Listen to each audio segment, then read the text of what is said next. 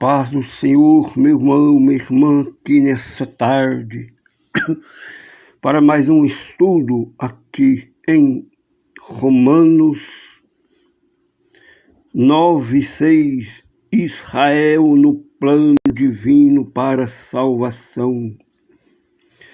Não que a palavra de Deus haja faltado, porque nem todos os que são de Israel são israelitas.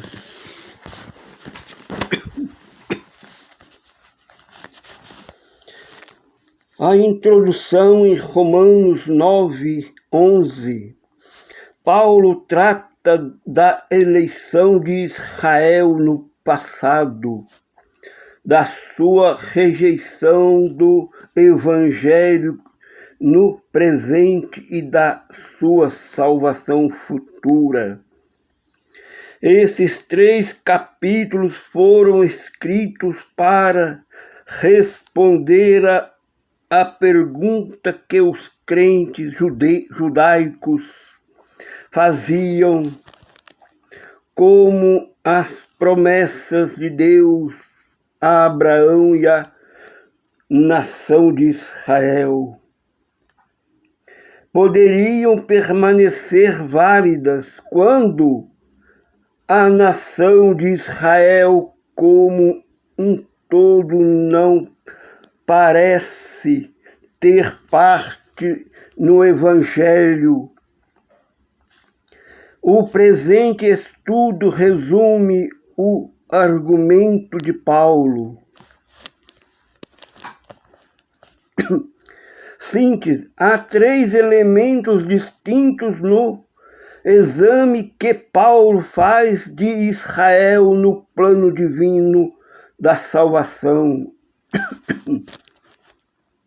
Primeiro, 9:6-29, é um exame da eleição de Israel no passado. Em 9:6-3, Paulo afirma que a promessa de Deus a Israel não falhou, pois a promessa era para os fiéis da nação. Visava somente o verdadeiro Israel, aqueles que eram fiéis à promessa. Ver Gênesis 12, 1-3, 17-19. Sempre há um Israel dentro de Israel que tem recebido a promessa.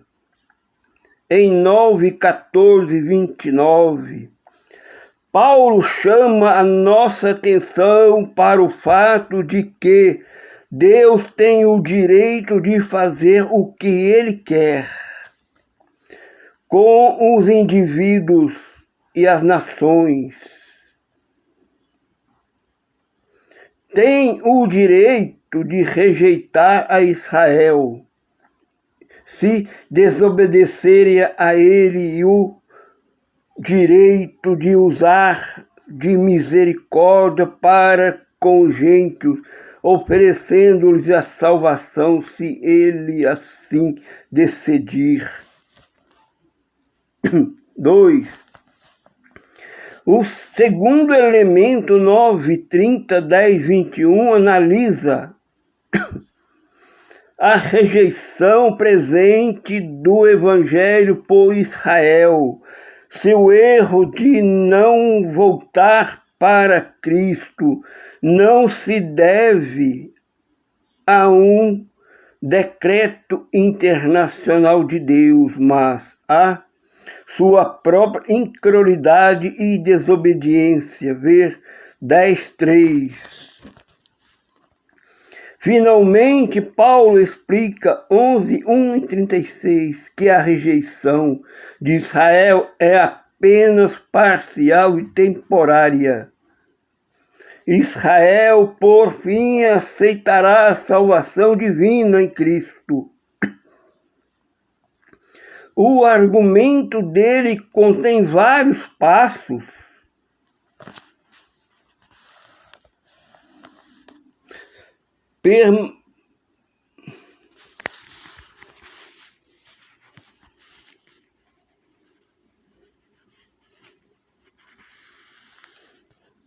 Deus não rejeitou Deus não rejeitou Israel verdadeiro, pois ele permaneceu fiel ao remanescente que permanece fiel a ele, aceitando a Cristo. 11:6. No presente, Deus endureceu a maior parte de Israel porque os israelitas não quiseram aceitar a Cristo. 11:7-10, 9:31, 10:21.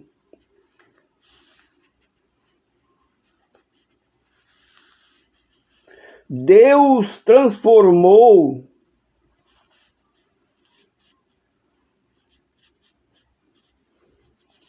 a transgressão de Israel, a crucificação de Cristo, numa oportunidade de proclamar a salvação a todo mundo. 11:11, 12, 15. Durante esse tempo presente da incredulidade nacional de Israel, a salvação de indivíduos, tanto os judeus como os gentios, ter misericórdia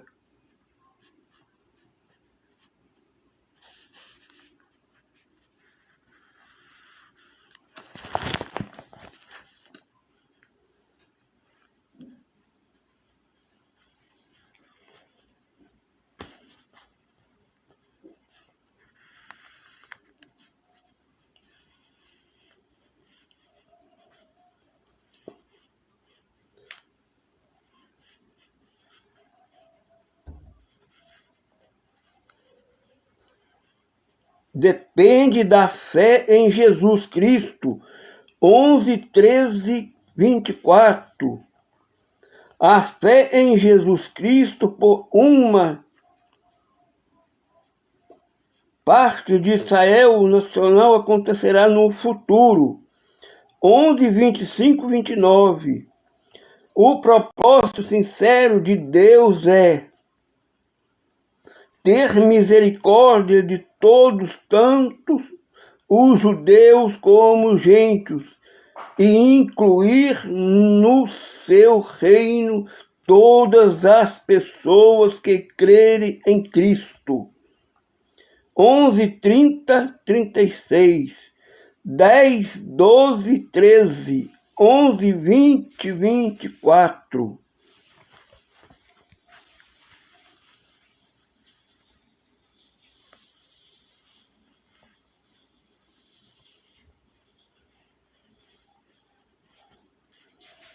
Perspectiva. Várias coisas se destacam nestes 3 capítulos. Esse exame da condição de Israel não se refere à vida ou à morte eterna de indivíduos após a morte. Pelo contrário, Paulo está tratando do modo como Deus lida com as nações e povos do ponto de vista histórico e do seu direito de usar povos e nações conforme ele quer, por exemplo, sua escolha de Jacó em lugar do seu irmão Esaú. 9:11. Teve como propósito fundar eterno e quando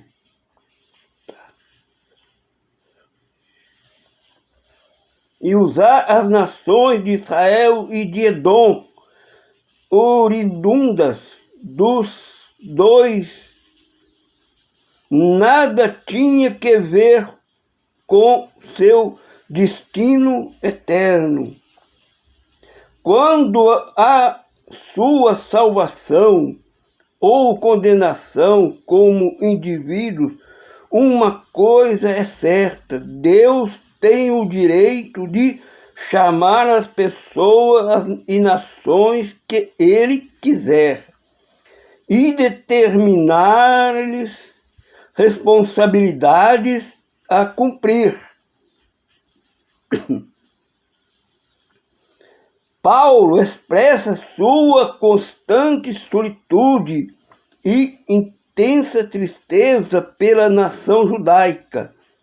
9:1-3. O próprio fato que Paulo ora para que seus compatriotas sejam salvos revela que ele não admitia o ensino teológico da predestinação, afirmando que todas as pessoas já nasceram predestinadas ou para o céu ou para o inferno. Pelo contrário, o sincero desejo e oração de Paulo reflete a vontade de Deus para o povo judaico. 10:21, ver Lucas 19:41, nota, sobre o Jesus chorando por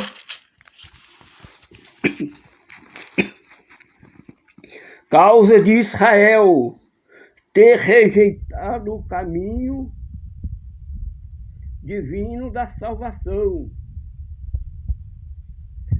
No Novo Testamento não se encontra o ensino de que determinadas pessoas foram predestinadas ao inferno antes de nascer. Veio o estudo de eleição e predestinação. Terceiro, o mais relevante neste ensino é o tema da fé, o estado espiritual de perdidos da memória dos israelitas não fora determinado por um decreto arbitrário de Deus, mas resultado da sua própria recusa e de submeter ao plano divino da salvação, mediante a fé em Cristo. 9:33. 10:11-20. 10:3-11-20. Inúmeros gentios, porém, aceitaram o caminho de Deus, que é o da fé, e alcançarem a justiça mediante a fé, obedecerem a Deus pela fé e se tornaram filhos de Deus vivo. 9:25-26. Esse fato ressalta a importância da obediência mediante a fé.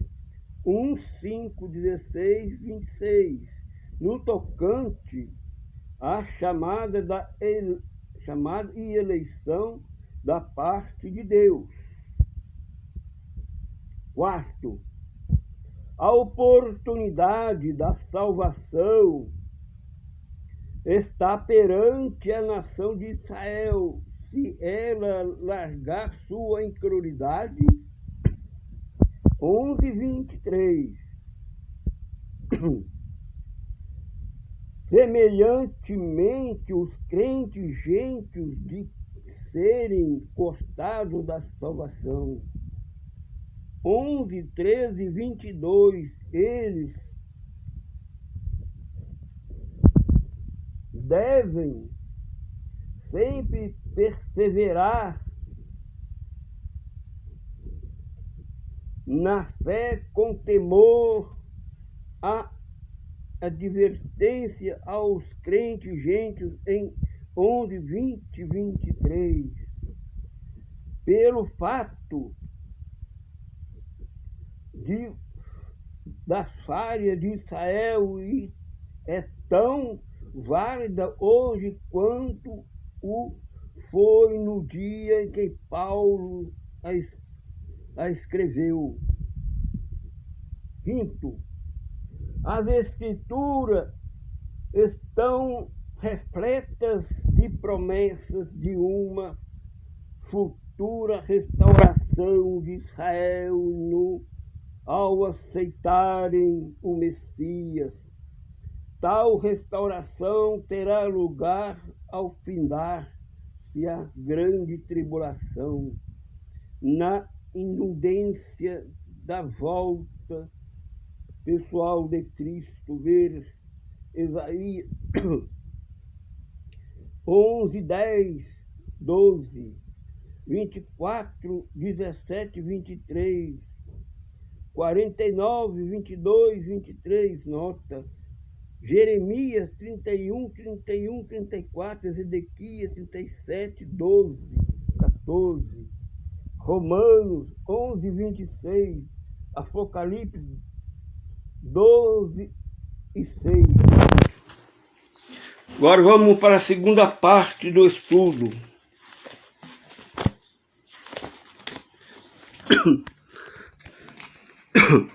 Aqui em Malaquias 3:10. Dízimo e ofertas. Trazei todos os dízimos à casa do tesouro, para que haja mantimento na minha casa, e depois fazei prova de mim, diz o Senhor dos Exércitos, e se eu não vos abrir as janelas do céu e não derramar sobre vós uma bênção tal que dela vos advém a maior abastança. A definição de dízimo e ofertas. A palavra hebraica para dízimo é ma'aser. Significa literalmente a 10ª parte. Na lei de Deus, os israelitas tinham a obrigação de entregar a 10ª parte das crias dos animais domésticos, dos produtos da terra e de outras rendas, como reconhecimento e gratidão pelas bênçãos divinas. Ver Levíticos 27, 30, 32, Num 18, 21, 26, Deuterônios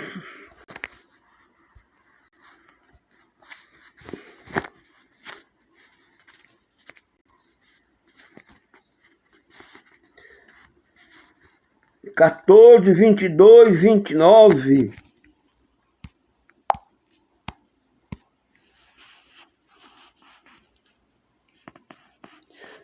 Levíticos 27, 30, nota. O dízimo era usado primeiramente para cobrir as despesas do culto e o sustento dos sacerdotes. Deus considerava o seu povo responsável pelo manejo dos recursos que ele lhes dera na terra prometida. Mateus 25:15, Lucas 9:13. Segundo, no amargo do dízimo achava-se a ideia de que Deus é o dono de tudo. Êxodo 19:5, Salmos 24:1, 50:10, 12, Ageu 2:8. Os seres humanos foram criados por Ele e a Ele devem o fôlego de vida. Gênesis 1:26, 27, Atos 17:28. Sendo assim, ninguém possui nada que não haja recebido originalmente do Senhor. Jó 1:21, João 3:27, 1 Coríntios 4:7. Nas leis sobre o dízimo, Deus estava simplesmente ordenando que os seus lhe devolvesse a parte daquilo que ele já lhes tinha dado. Terceiro, além dos dízimos, os israelitas eram instruídos a trazer numerosas oferendas ao Senhor, principalmente na forma de sacrifícios. Levítico descreve várias oferendas, rituais e holocaustos pelo pecado. Levítico 1, 6, 8, 13, a oferta de manjares. Levítico 2, 6, 14, 23, a oferta pacífica. Levítico 3, 7, 11, 21, a oferta pelo pecado. Levítico 4, 1, 5, 13, 6, 24, 30, a oferta pela culpa. Levítico 5, 14, 6, 7, 10, 1, 10. Além das ofertas prescritas, os israelitas podiam apresentar outras ofertas voluntárias ao Senhor.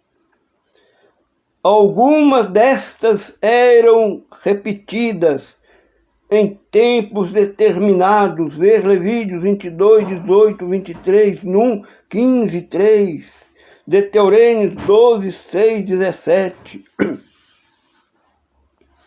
Ao passo que outras eram ocasionais, quando, por exemplo, os israelitas empreenderam a construção do tabernáculo no Monte Sinai, trouxeram literalmente suas oferendas para a fabricação de tenda e de seus móveis. Ver Êxodo 35, 20 e 29.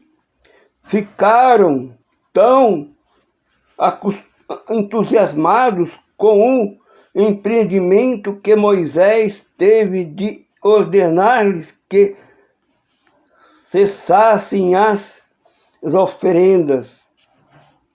Êxodo 36, 3, 7.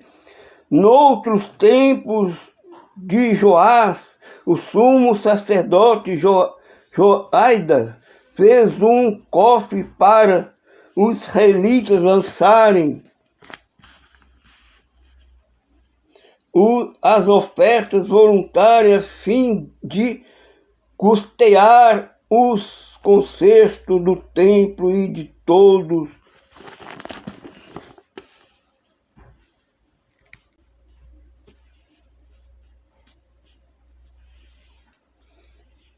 povo que contribuiu generosamente às obras da construção.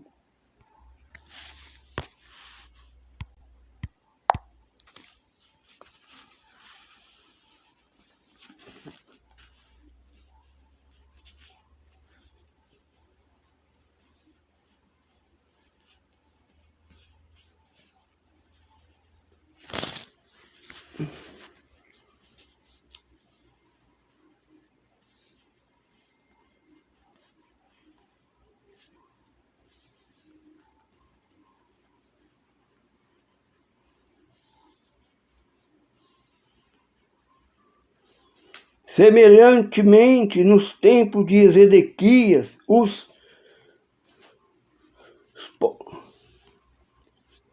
povos contribuíram generosamente às obras da construção do templo, segundo Crônicas 31, 5, 19. Houve ocasiões na história do Antigo Testamento em que o povo de Deus reteve egoístamente o dinheiro, não repassando os dízimos e ofertas regulares ao Senhor durante a reconstrução do segundo templo dos judeus. Pareciam mais interessados na construção das suas propriedades por causa dos lucros imediatos que lhes trariam do que nos reparos da casa de Deus que se achava em ruínas. Por causa disto, alertou-lhes Ageu. Muitos deles estavam sofrendo reverses financeiros. Ageu 1, 3, 6.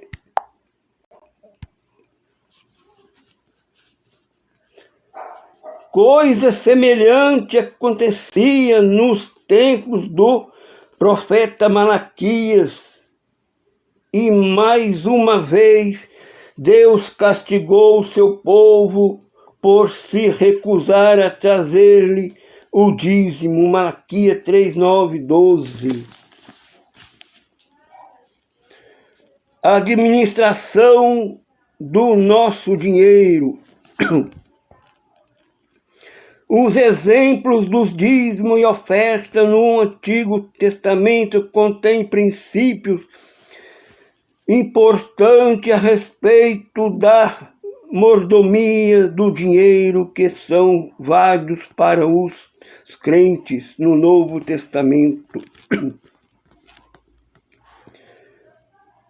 Devemos lembrar-nos que tudo quanto possuímos pertence a Deus, de modo que aquilo que temos não é nosso. É algo que nos confiou os cuidados. Não temos nenhum domínio sobre as nossas posses. Devemos decidir de todo o coração servir a Deus e não ao dinheiro. Mateus 6, 19, 24, 2. Coríntios 8, 5.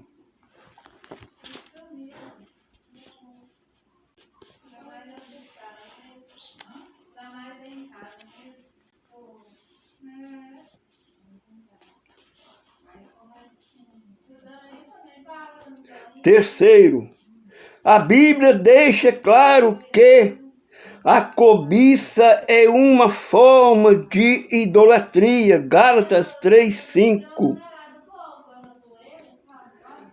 Terceiro, nossas contribuições devem ser para a promoção do dinheiro de Deus, especialmente para a obra da igreja local e a administração do evangelho pelo mundo. 1 Coríntios 9, 4, 14, Filipenses 4, 15, 18 e 1 Timóteo 5, 17, 18. Para ajudar os necessitados, Provérbios 19, 17, Gálatas 2, 10, 2 Coríntios 8, 14, 9, 2. Vê o estudo. Cuidado dos pobres e necessitados. Para acumular tesouros no céu. Mateus 6, 20, Lucas 6, 32, 35. e para aprender a temer o Senhor, Deuteronômio 14, 22, 23. Quarto, nossas contribuições devem ser proporcionais à nossa renda. No Antigo Testamento, o dízimo era calculado em 1/10. Dar menos que isto era desobediência a Deus. Aliás, equivalia a roubá-lo. Mateus 3, 8, 10. Semelhantemente, no Novo Testamento requer que as nossas contribuições sejam proporcionais àquilo que Deus nos tem dado. 1 Coríntios 16, 2. 2 Coríntios 8, 3, 12. Ver 2 Coríntios 8, 2.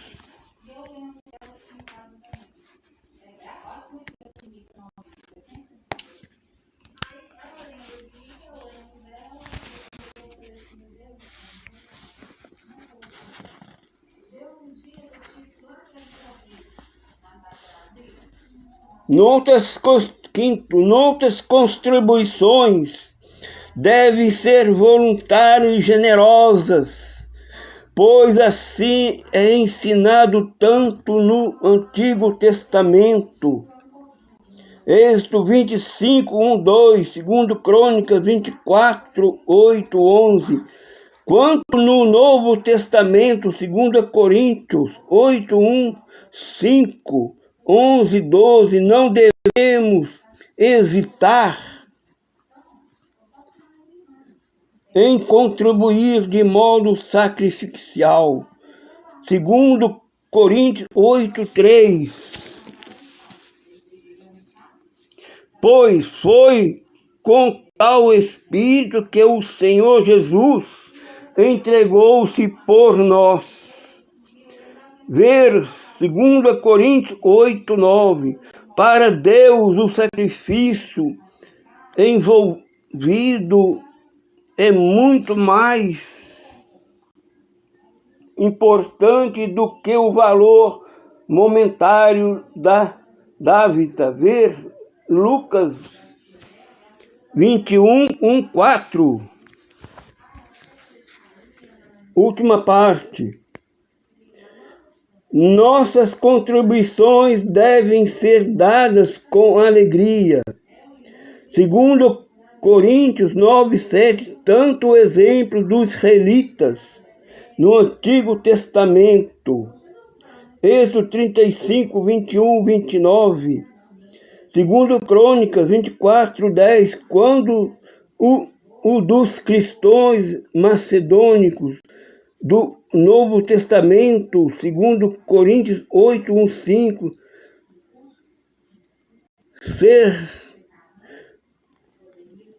servemos de modelos. Deus tem prometido recompensa-nos de conformidade com o que Ele temos dado. Ver Deuteronômio 15, 4, Mateus, Malaquias 3, 10, 12. Mateus 19, 21. 1 Timóteo 6, 19. Ver 2 Coríntios 9, 6. Aleluia.